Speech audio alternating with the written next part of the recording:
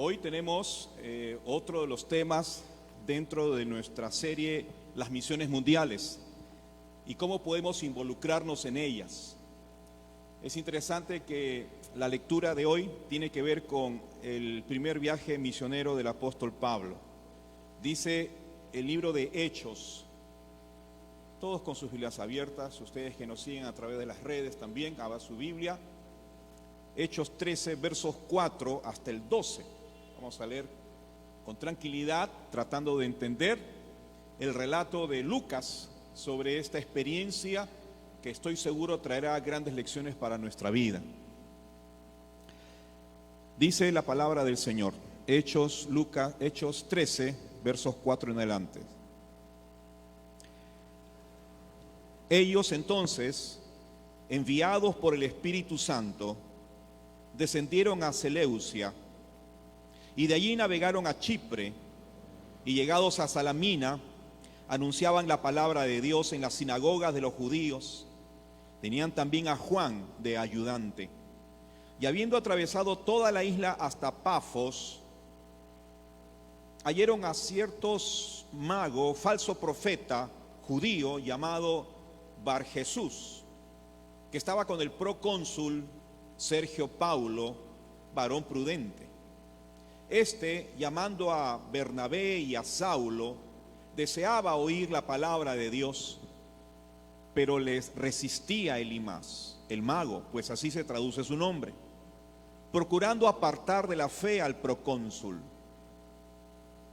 Entonces Saulo, que también es Pablo, lleno del Espíritu Santo, fijando en él los ojos, dijo: Oh, lleno de todo engaño y de toda maldad, hijo del diablo, enemigo de toda justicia, ¿no cesarás de trastornar los caminos rectos del Señor? Ahora pues, he aquí, la mano del Señor está contra ti, y serás ciego, y no verás el sol por algún tiempo. E inmediatamente cayeron sobre él oscuridad y tinieblas, y andando alrededor buscaba a quien le condujese de la mano. Entonces el procónsul, viendo lo que había sucedido, creyó, maravillado de la doctrina del Señor. Amén. Hasta ahí la lectura. Vamos a orar, por favor. Padre bueno, hemos leído tu palabra y queremos que ella pueda edificar nuestras vidas, alimentar nuestra fe, desafiarnos a la movilización misionera, entender la responsabilidad y la implicancia de tu demanda, de tu buen propósito para nuestras vidas. Señor, ayúdanos a entenderla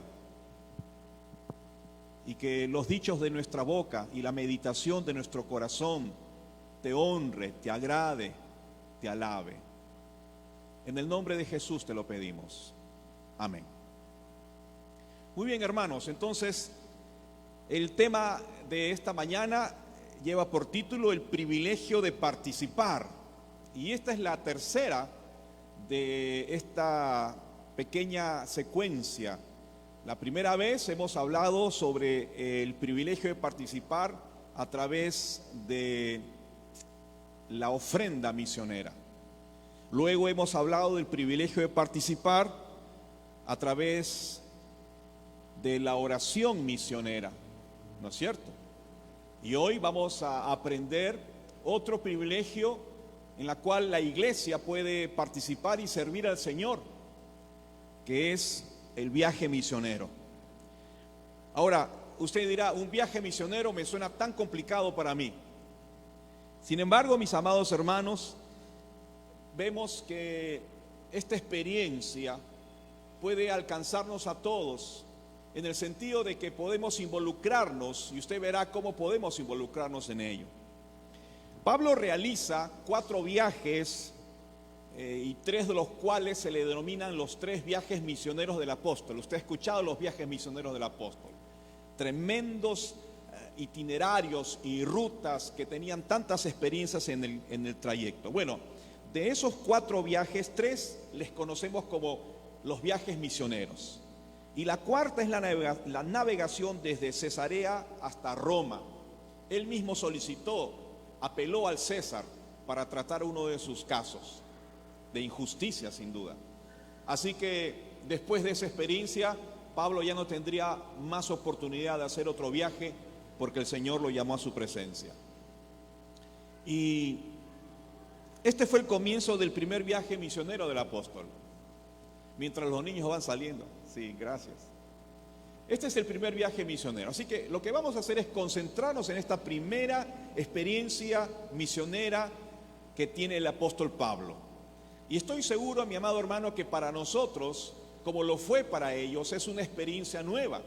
De hecho, el libro de los Hechos de los Apóstoles, que narran estos viajes de Pablo, fabulosos, espectaculares, llenos de detalles y llenos de aventura y llenos de la manifestación del poder de Dios, inicia en esta parte justamente la segunda sección del libro, con los viajes misioneros. A partir del capítulo 3 entonces encontramos estos relatos. Y el texto que hemos leído ahora, corresponde entonces al primer viaje misionero, probablemente en el año 45 después de Cristo, 45, 46. ¿Cuánto duró aproximadamente el viaje? Según los entendidos, entre 2 años y un poco más. Así que tenemos frente a esta experiencia del apóstol algunas lecciones que aprender. Y usted me dirá, ¿qué puedo aprender? ¿Qué puedo aprender? Bueno, veremos qué cosa implica un viaje misionero, qué cosa implica esta experiencia del apóstol, pero sobre todo qué elementos encontramos en una experiencia misionera como esta.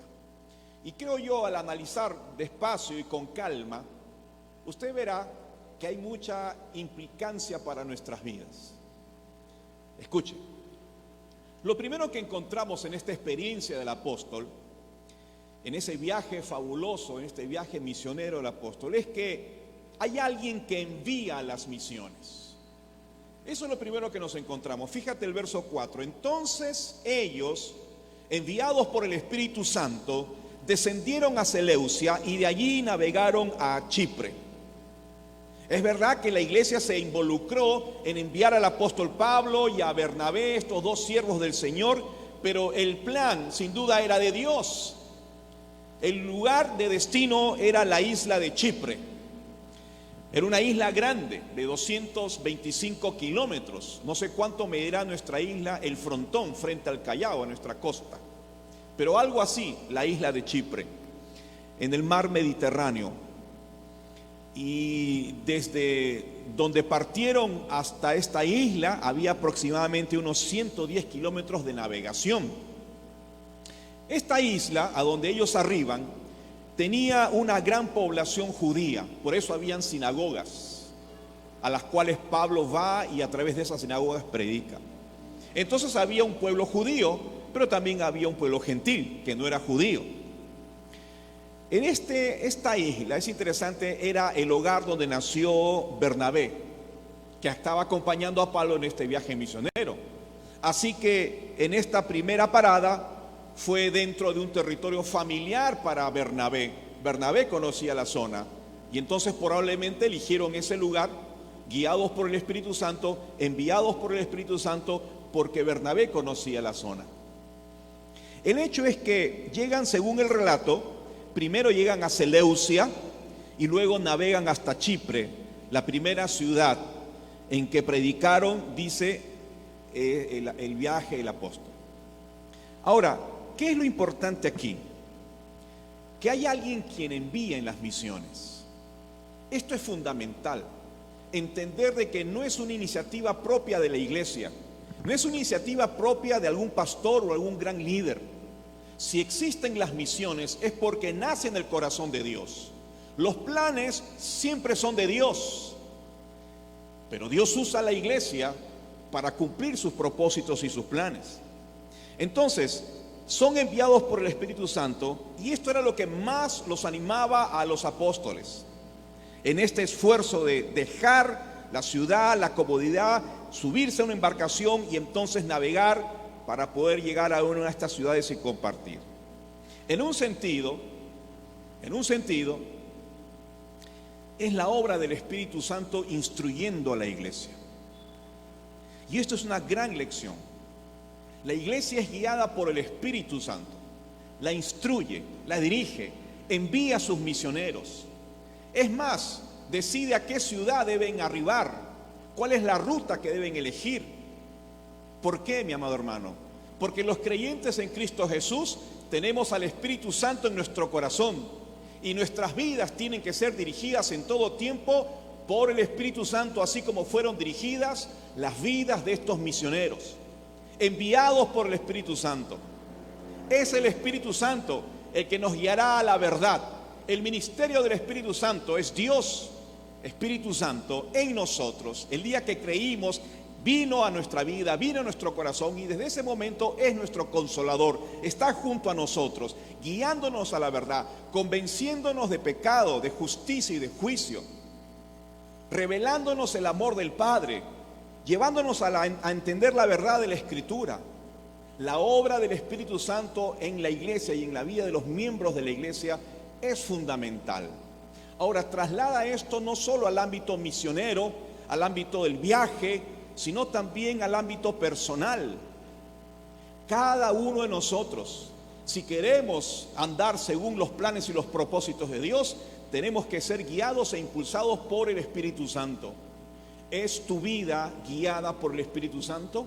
¿O eres tú quien toma las decisiones de la vida? Nota que son dos asuntos completamente distintas una de la otra.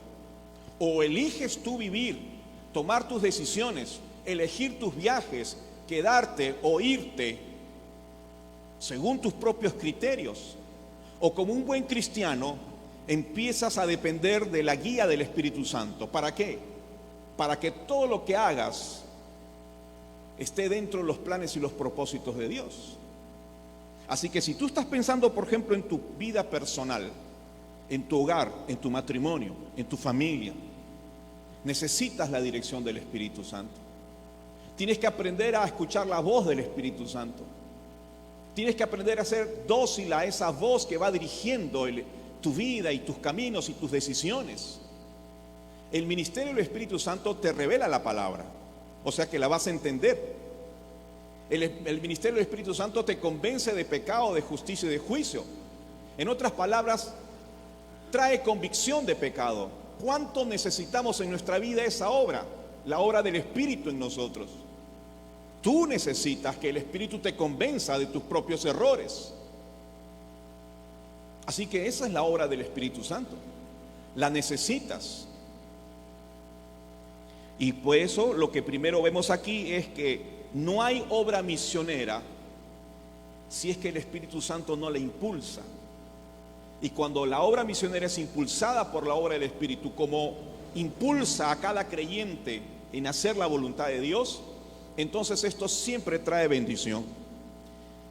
Por eso decimos que en un sentido es la labor del Espíritu instruyendo a la iglesia, pero por otro sentido es la disposición de la iglesia para asumir la responsabilidad de cumplir ese propósito del Espíritu. No solo es la intención y la voz del Espíritu que va guiando, va indicando, corresponde a la iglesia obedecer, corresponde a la iglesia confiar y depender de la guía del Espíritu Santo. Por eso una iglesia guiada por el Espíritu Santo es totalmente diferente a una iglesia dependiendo solo de las fuerzas del pastor o del equipo misionero o del equipo de líderes. Igual pasa en la vida personal, igual pasa en tu hogar y en tu matrimonio. Si tú pretendes vivir tu vida sin la ayuda del Espíritu Santo, entonces lo único que vas a encontrar son decepciones, problemas, dificultades, desánimos, desalientos, frustraciones.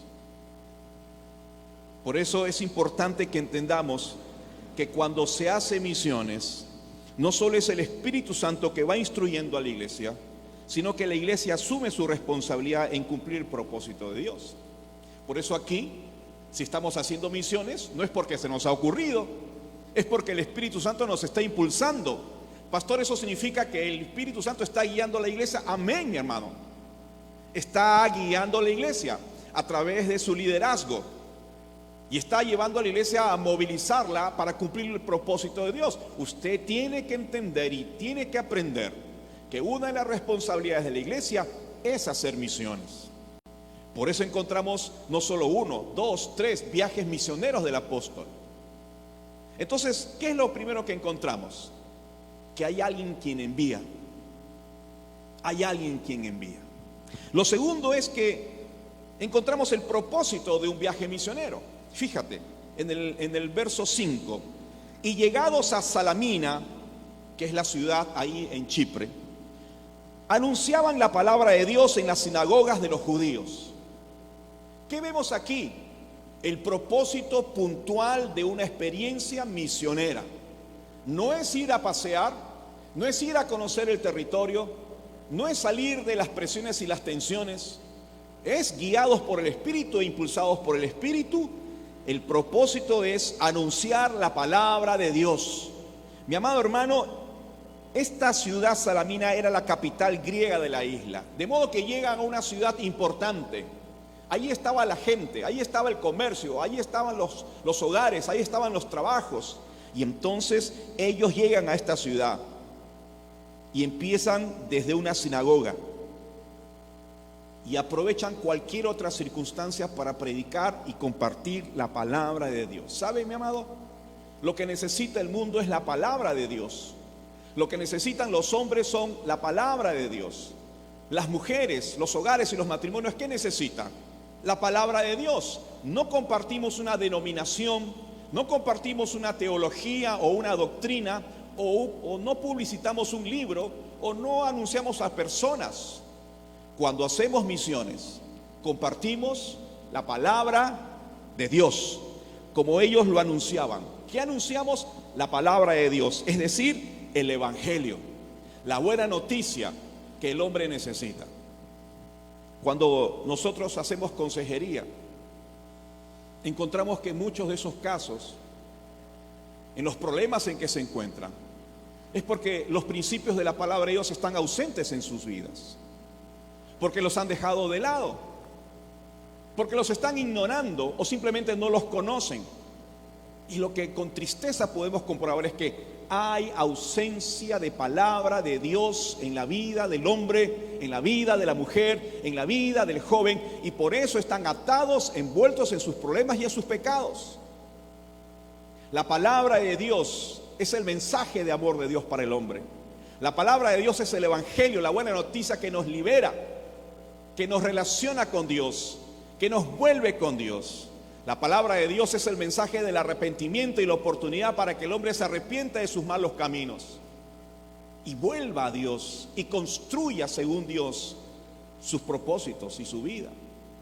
Así que cuando hacemos misiones, lo primero y lo más importante y lo central es compartir la palabra de Dios. Por eso es necesario que estemos llenos de ella, que la conozcamos, que sepamos quién es Jesús, que sepamos quién es Dios y qué hizo Él por nosotros. Entonces, lo segundo que debe quedar muy clarito es el propósito. Si hay misiones, el propósito es compartir la palabra de Dios. Así que cuando hagamos un viaje misionero, que lo haremos pronto, la intención será a través de muchas formas y expresiones y medios, pero el propósito siempre será compartir el mensaje del evangelio, siempre. No hay otro mensaje y no hay otro propósito. Amén. Entonces, encontramos en primer lugar a alguien que envía, que es el Espíritu Santo. En segundo lugar, encontramos el propósito, que es compartir la palabra. En tercer lugar, encontramos un concepto, el equipo misionero. Fíjate la segunda parte del 5b y este detalle de Lucas.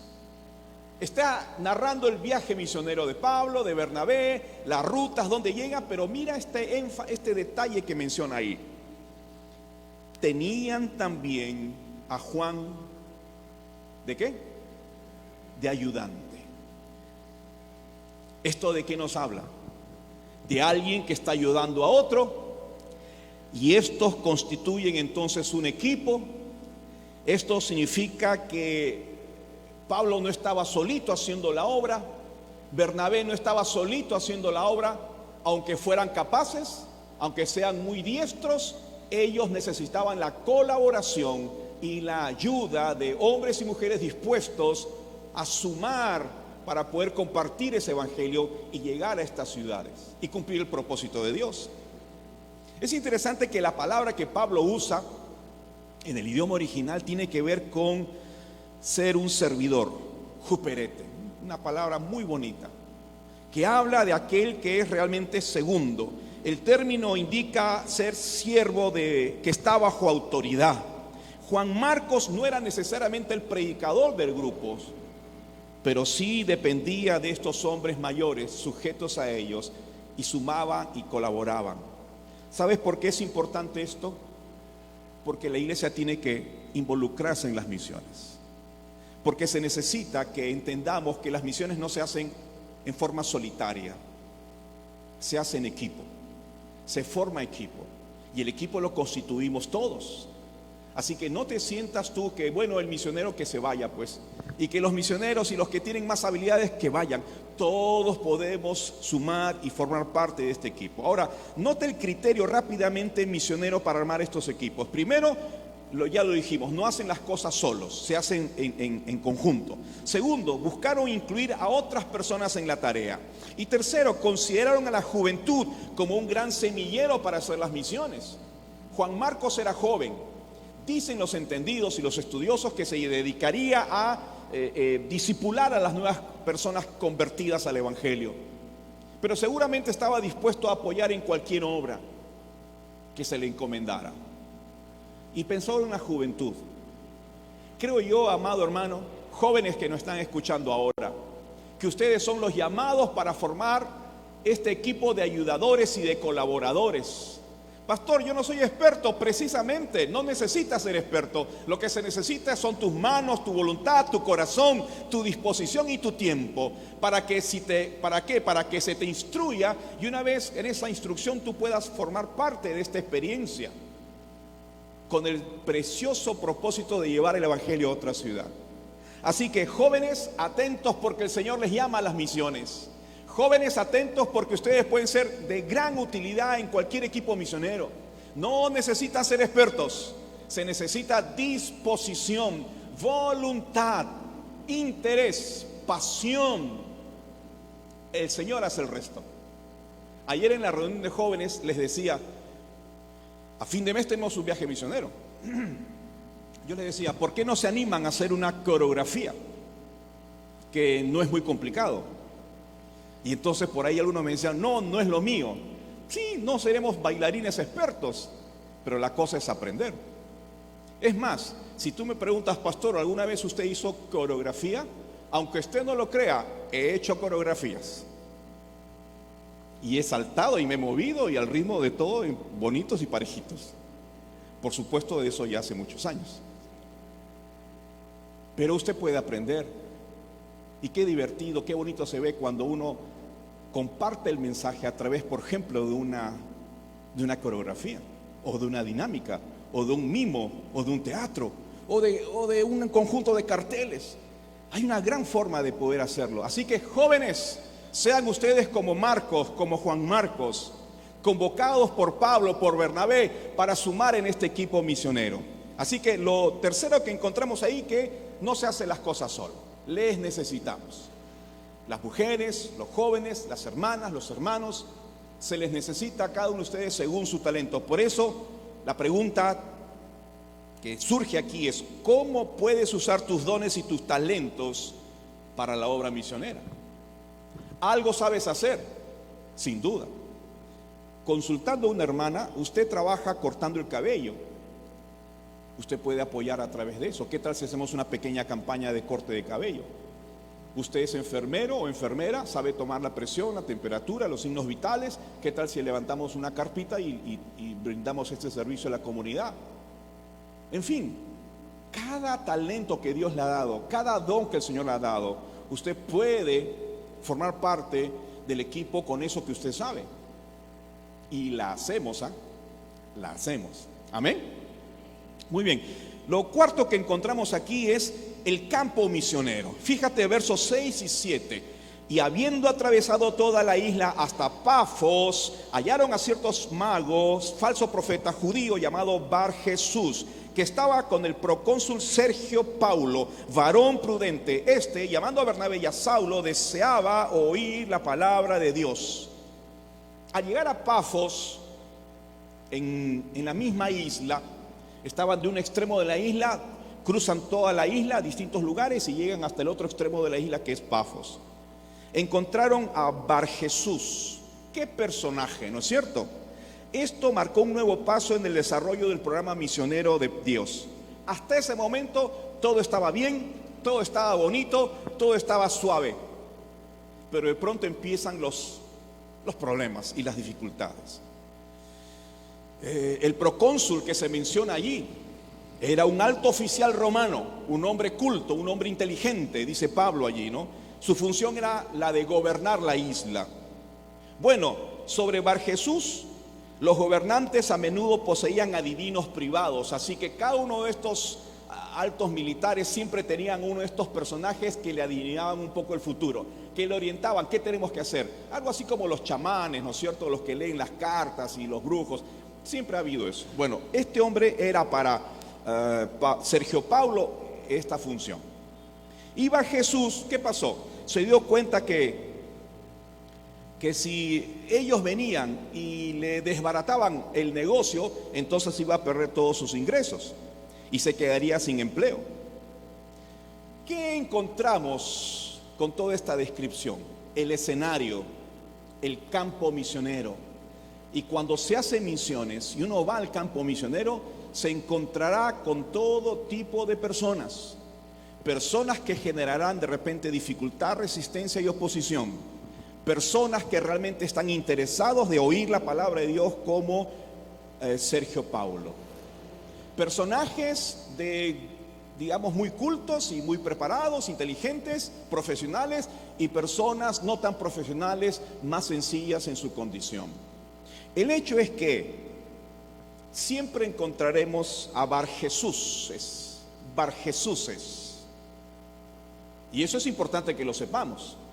Así que nadie se asuste, nadie se preocupe, es parte de la experiencia, es parte de la resistencia que siempre tienen los viajes y la predicación del Evangelio. Son los opositores demoníacos que quieren interrumpir el correr de la palabra del Señor. Pero también encontraremos a muchos, y gloria al Señor, Sergios Paulos, hombres y personas necesitadas de conocer a Jesús, que quieren realmente escuchar el mensaje que tú estás llevando, que aprecian la coreografía que tú estás haciendo y se deleitan cuando se les invita a estar con las damas, por ejemplo, en una reunión. Yo quiero escuchar. Tengo problemas en mi matrimonio, me estoy separando de mi esposa, no puedo vivir con mis hijos, he perdido la autoridad, el principio de autoridad en mi casa con mis hijos se están yendo de la casa, están en drogadicciones, están en caminos perversos. Todas esas personas que podemos encontrar en el campo misionero podrían ser uno de estos Sergio Paulos que estarían dispuestos a escucharte la buena noticia que tú puedes compartirles. Lo hemos hecho en más de una oportunidad. Es verdad, nos encontramos con personas al compartir el Evangelio que nada quieren saber. No quieren saber. Y en una te dicen no. Entonces hay gente, creyentes, que han formado parte del equipo, que se han desanimado. ¿Y qué pasó? Me dijo que no y me ofendió y hasta me insinuó un insulto. ¿Y cuál es el problema? A Pablo también le pasó, a Jesús también le pasó, es parte de la experiencia. Así que ánimo, sigue haciéndolo. Y de pronto, más tarde, vuelvo a conversar con esa persona. ¿Y qué tal? Pastor, había una persona que me escuchó con toda atención. ¿Así? Sí, estuve por lo menos unos 10 minutos hablándole, sí. Y te escuchó toditito de principio a fin. Y al final, ¿qué hizo? Entregó su vida a Jesús porque terminó llorando, porque le toqué un tema sensible que estaba en gran necesidad. Ya ves, le dije, ya ves cómo el Señor te usa. Y no eres gran predicador y no eres gran teólogo. El Señor usa tu propia experiencia con Dios, tu propio testimonio. Por eso es importante que aprendas tu testimonio. ¿Qué es el testimonio? Es la experiencia que has tenido con Jesús.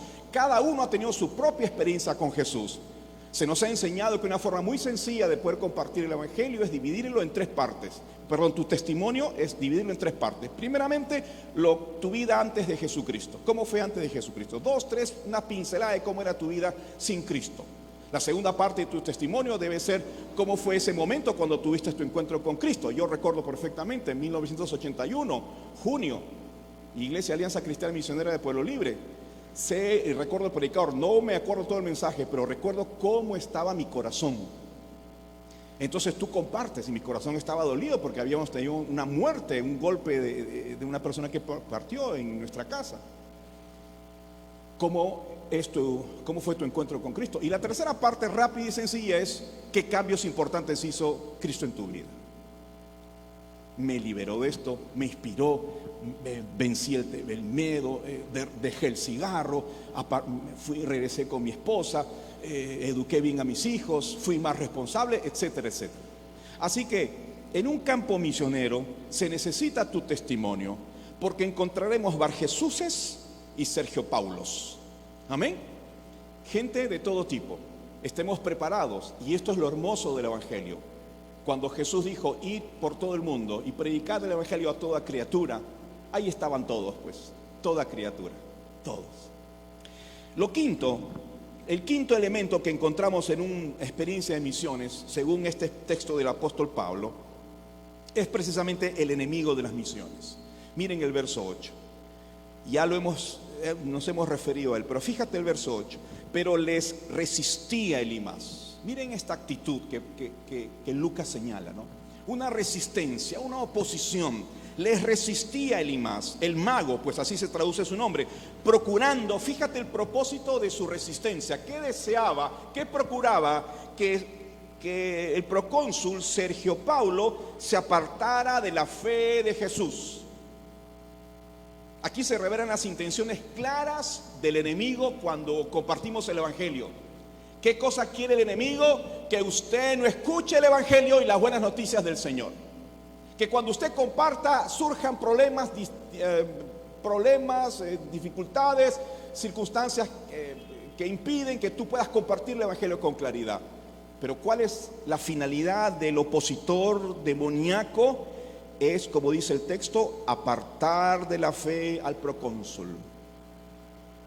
Trató de desacreditar el mensaje de los apóstoles de Dios y alejar de la fe a este hombre que necesitaba oír del Evangelio. Así que, ¿qué aprendemos de esto? Primero, que no debemos ignorarlos. Existirá esa resistencia y ese enemigo.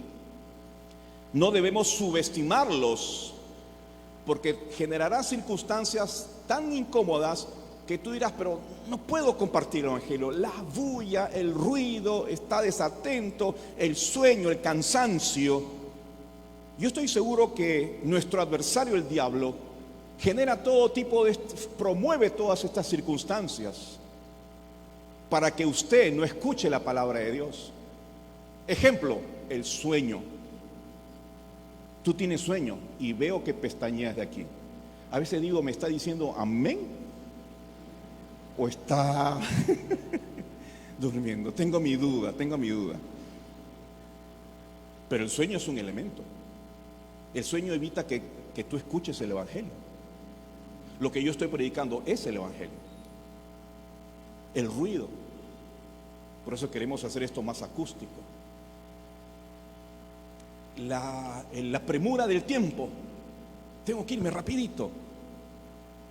Miren, hay muchas circunstancias que nuestro adversario, el diablo, aprovecha para impedir y apartar de la fe a quienes nosotros podemos compartir el Evangelio. Pero aquí lo importante es que se nos revela las intenciones claras del enemigo, así que no debes confundirte con eso, no debes ni ignorarlas, subestimarlas y menos confundirte cuando esto aparezca. Tienes que tener en claro que el propósito de lo que está pasando es que nuestro adversario no quiere que él escuche el Evangelio. Fíjate lo que dice Efesios 6:12 para que entiendas el ejército espiritual de opositores que hay detrás de una acción tan sencilla como es predicar el Evangelio a alguien. Mira qué hay detrás, que no se ve porque es espiritual. Pero Efesios 6:12 dice Pablo claramente, porque no tenemos lucha contra sangre y carne, sino contra principados, potestades, gobernadores de las tinieblas de este siglo, contra huestes, o sea, ejércitos espirituales de maldad en las regiones celestes. que están dispuestos a impedir que un Sergio Paulo escuche con claridad el Evangelio. Uy, cuántas veces hemos tenido esta experiencia. Así que entérate y enfréntalo con sabiduría. Amén. Y si tú estás aquí o estás escuchando por la señal del internet, no permitas que las distracciones te aparten del consejo de Dios. Si has venido aquí, que son unos brevísimos minutos, aprovéchalos. Recibe la palabra de Dios. Que tu corazón sea un terreno fértil para escuchar lo que está diciéndote Dios ahora.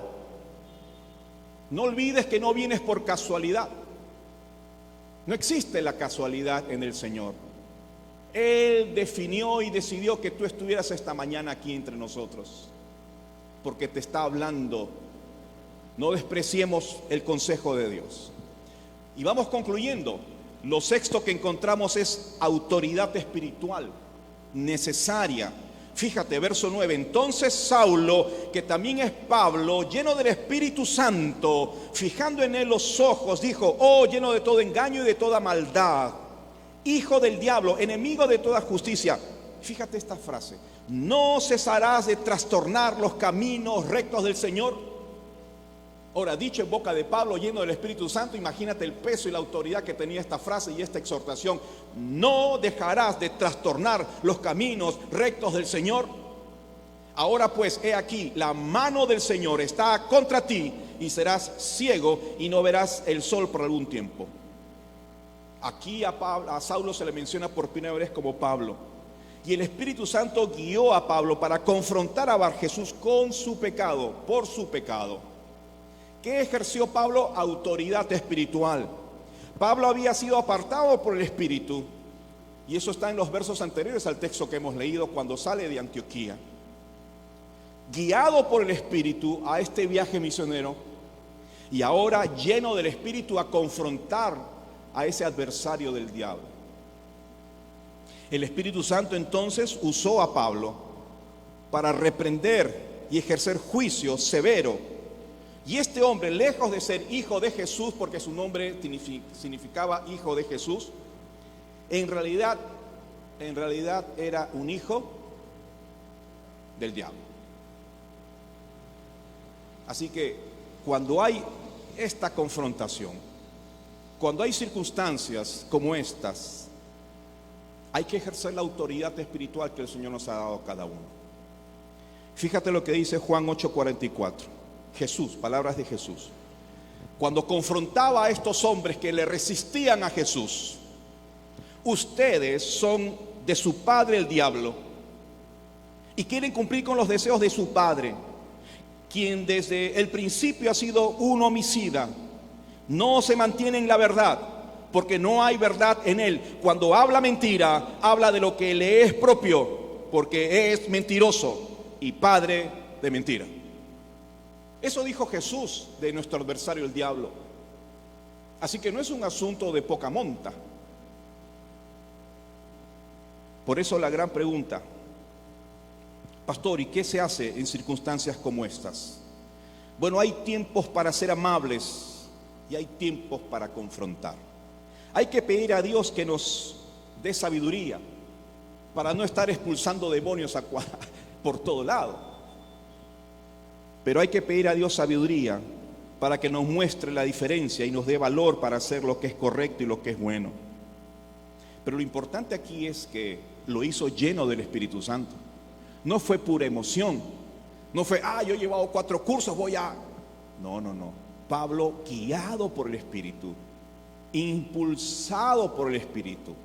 El tiempo oportuno se lo señaló el Espíritu Santo. Así que él estaba en completa conexión con Dios. Y Dios le dijo: ejerce la autoridad y combate esta resistencia que estás encontrando. Ahora fíjate por qué. Porque el adversario, miren la gravedad del asunto, en las palabras de Jesús: son hijos del diablo, quieren cumplir los deseos del diablo.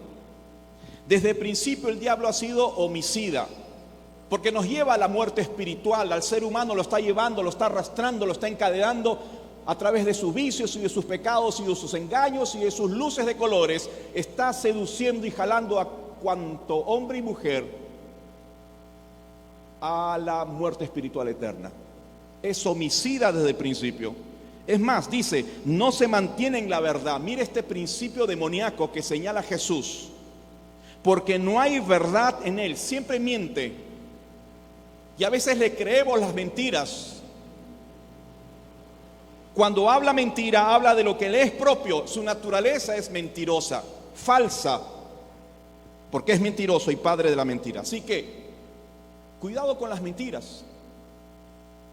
Cuidado con mentir. ¿Por qué, pastor? Es una mentira blanca. Blanca, negra, no existen los colores en las mentiras. Lo que existe es la paternidad de quien dice la mentira. O eres hijo de Dios o eres hijo del diablo. Porque el diablo es mentiroso desde el principio y padre de mentira. Es su naturaleza. ¿Juegas con la mentira? ¿Es parte de tus recursos para salirte de los problemas? ¿Le mientes a tus hijos? ¿Le mientes a tu esposa? ¿Le mientes al pastor? ¿Le mientes a tu familia? ¿Le mientes a tu jefe? Ten cuidado porque estás haciendo uso de un principio que no nace en Dios, sino en el diablo mismo. Así que hay tiempos para ser amables, pero hay tiempo para confrontar. Eso implica la autoridad espiritual que encontramos en el ejercicio de la práctica de la misión. Los pastores, los misioneros, los que están a cargo tendrán que ejercer su autoridad espiritual en algunas circunstancias. Esa autoridad impulsada por el Espíritu para poner orden, para poner disciplina. Si alguien está haciendo algo desordenado, hay que llamar la atención. Si alguien está medio relajado, hay que exhortar y alentar. El principio de la autoridad espiritual no puede estar ausente en la experiencia misionera. Por eso Pablo, lleno del Espíritu Santo. Y además Efesios 6:10 rápidamente dice algo más de cómo enfrentar circunstancias como esta. Por lo demás, hermanos míos, fortaleceos en el Señor y en el poder de su fuerza, vestidos de toda la armadura de Dios, para que podáis estar, ¿cómo dice? Firmes contra las acechanzas del diablo. Así que esto también encontramos, esto también implica un viaje misionero. Pero dos cositas más y terminamos. El poder de Dios, número 7. Veo el poder de Dios manifiesto ahí. ¿Cómo no va a estar presente el poder de Dios? Si es su obra, si es su misión. Fíjate el verso 11, la segunda parte. E inmediatamente cayeron sobre él oscuridad y tinieblas, y andando alrededor buscaba a quien le condujese de la mano. No era Pablo y su fuerza, era Dios a través de Pablo. Dios era un intermediario. Se ejerció el poder de Dios presente para traer orden, traer paz y dejar claramente que el evangelio triunfa sobre el ocultismo y los demonios. John Stott dijo esto: el evangelio triunfó sobre el ocultismo. El poder de Dios. ¿Qué cosa encontraremos en una experiencia misionera? Manifestaciones del poder de Dios. Manifestaciones del poder de Dios. Dios se manifestará, Dios se glorificará, Dios traerá victoria cuando se anuncie el evangelio, y el ocultismo y el diablo huirá de nosotros. Y por último, ¿qué encontramos en una experiencia misionera? El fruto espiritual, el fruto tan ansiado del proyecto. Fíjate, verso 12, ¿cómo concluye esta sección, esta historia? Entonces el procónsul, viendo lo que había sucedido, creyó maravillado de la doctrina del Señor. ¿Qué hizo el procónsul? ¿Qué hizo? Dilo fuerte. Creyó. Quedó impresionado por la enseñanza del apóstol, por la autoridad espiritual del apóstol, por lo que él pudo ver con sus propios ojos, por escuchar el evangelio, el poder de Dios para salvar. Y entonces el procónsul observó esto y realmente su corazón fue convencido de su necesidad ante Dios. Y creemos, mi amado hermano, con humildad y con sinceridad, que este hombre recibió la doctrina del Señor en su corazón y fue salvo. Yo lo creo firmemente. Creyó y fue salvo. Porque ese es el propósito del Evangelio. Que la gente crea en Jesucristo. Si cree, gloria al Señor. Si no cree, es su responsabilidad. La nuestra, anunciar el Evangelio. Pero buscamos y oramos y anhelamos el fruto espiritual de la predicación. Y finalmente termino con este comentario. Creo yo que si Lucas cita este caso de Sergio Paulo, el primer gentil en esta experiencia misionera, el primero, no judío, gentil, está allí para que entendamos y lo recordemos como el primer fruto de ese esfuerzo misionero. No hay nada más hermoso que recordar el fruto de la obra misionera. Yo soy producto de la obra misionera.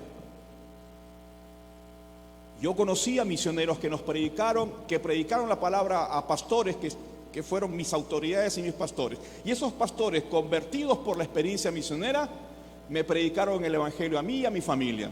Y creímos en el Evangelio. Y hoy yo estoy predicando el Evangelio. Y a lo largo de los años hemos llevado a Cristo a muchas personas. Pero ¿dónde se origina esto? ¿Dónde se originó? En el esfuerzo misionero de aquellos que vinieron a nuestra zona, a nuestra región, a nuestro país. Y muchos creyeron. Nuestras autoridades que ahora ya están adultos mayores.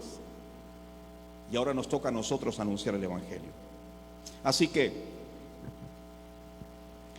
este es el gran escenario. Estos son los elementos que encontramos en el viaje misionero. ¿Qué puedo aprender? ¿Qué implica un viaje misionero?